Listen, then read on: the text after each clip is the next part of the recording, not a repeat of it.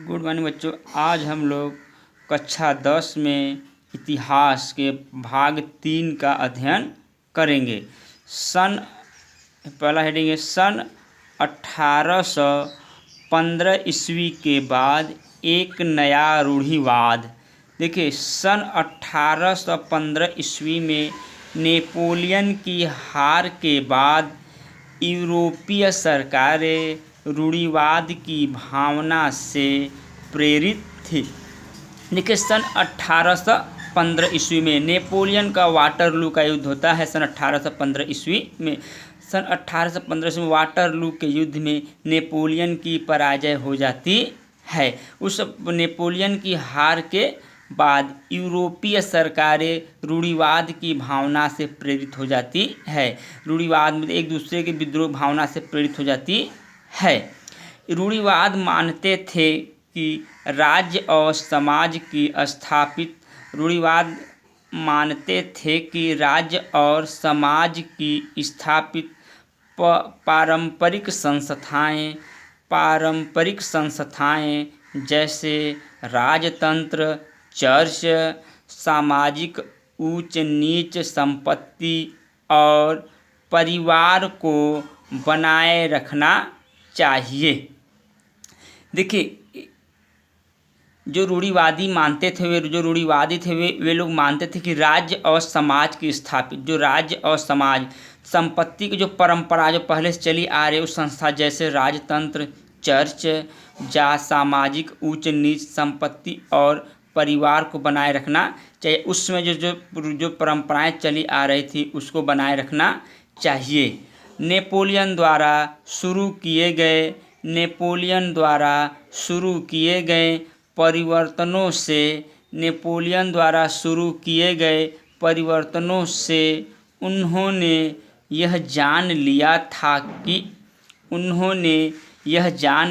था कि आधुनिकीकरण राजतंत्र जैसे पारंपरिक संस्थाओं को मजबूत बनाने में सक्षम था। देखिए, नेपोलियन जब शुरू किया था परिवर्तन तो उन्होंने यह जान लिया था कि आधुनिक जो नए राजतंत्र जैसे पारंपरिक संस्थाओं को जो संस्थाएं हैं परंपरा जो एक संस्थाएं चली आ रही है सदियों से उसको मजबूत बनाने में सक्षम था। उस वक्त का जो योजनाएं को लागू करता था उस संस्थाओं को द्वारा उसको मजबूत बनाने में वो सक्षम था। नेपोलियन वह राज्य की ताकत को ज़्यादातर कारगर और मजबूत बनाना चाहता था। वह नेपोलियन अपने राज्य को ज़्यादा ताकतवर और कारगर बनाना चाहता था और मजबूत बनाना चाहता था। सन 1815 ईस्वी में ब्रिटेन, प्रसा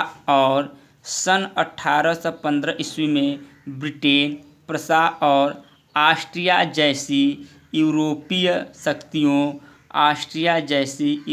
शक्तियों जिन्होंने मिलकर नेपोलियन को हराया था। देखिए, सन 1815 ईस्वी में जो वाटरलू का युद्ध हुआ था उस युद्ध में ब्रिटेन, प्रसा, ऑस्ट्रिया जैसी यूरोपीय शक्तियों जिन्होंने मिलकर नेपोलियन को हराया था।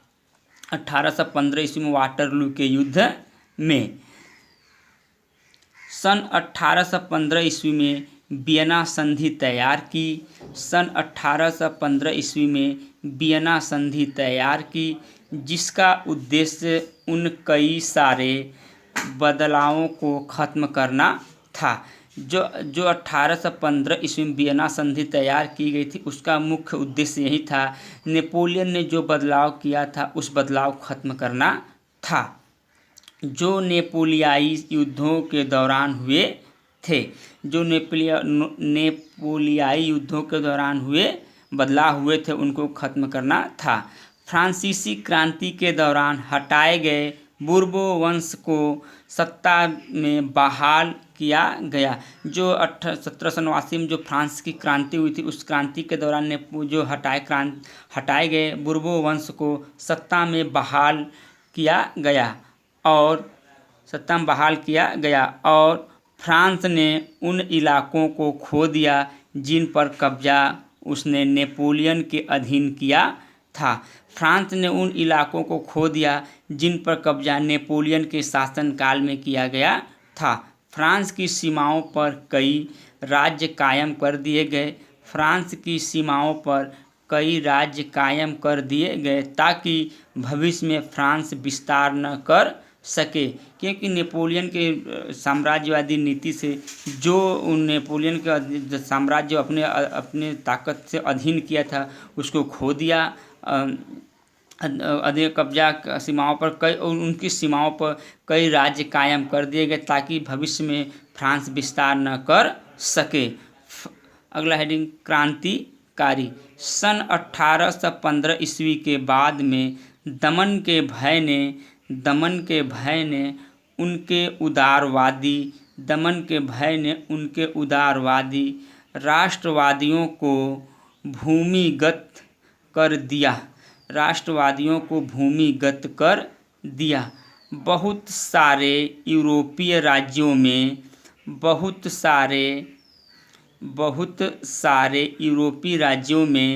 क्रांतिकारियों को प्रशिक्षण देने और विचारों का प्रसार करने के लिए गुप्त संगठन उभर आए। देखिए 1815 ईस्वी के बाद दमन के भय ने उनके उदारवादी राष्ट्रवादियों को बहुत सारे यूरोपीय राज्यों में क्रांतिकारियों को प्रशिक्षण देने और विचारों का विचारों को फैलाने प्रसार करने के लिए एक गुप्त जगह पे संगठन उभर आया। उस समय क्रांतिकारी होने का मतलब उन राजतंत्रीय व्यवस्थाओं का विरोध करने से था। देखो जो उस समय के जो क्रांतिकारी थे, जो राजतंत्रीय व्यवस्थाएं होते थे उनका विरोध करते थे। जो वियना कांग्रेस के बाद स्थापित की गई थी, जो वियना संधि जो 1815 में हुई थी, उस वियना कांग्रेस के बाद वो स्थापित की गई थी। साथ ही स्वतंत्र और मुक्ति के लिए प्रसिद्ध होना और संघर्ष करना क्रांतिकारी होने के लिए जरूरी था। देखो साथ ही स्वतंत्रता के और मुक्ति के लिए प्रसिद्ध होना, जो क्रांतिकारी होते थे वे अपने देश की आज़ादी के लिए हमेशा तत्पर रहते थे और संघर्ष करना और क्रांतिकारी होने के लिए ज़रूरी था। ज़्यादातर क्रांतिकारी राज्यों की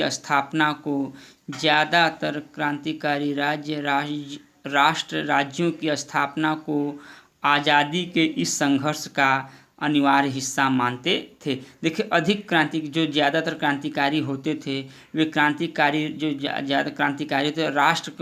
राष्ट्र राज्य की स्थापना को, जो राष्ट्र होते थे उनके राज्यों की स्थापना को आज़ादी के इस संघर्ष का अनिवार्य हिस्सा मानते थे।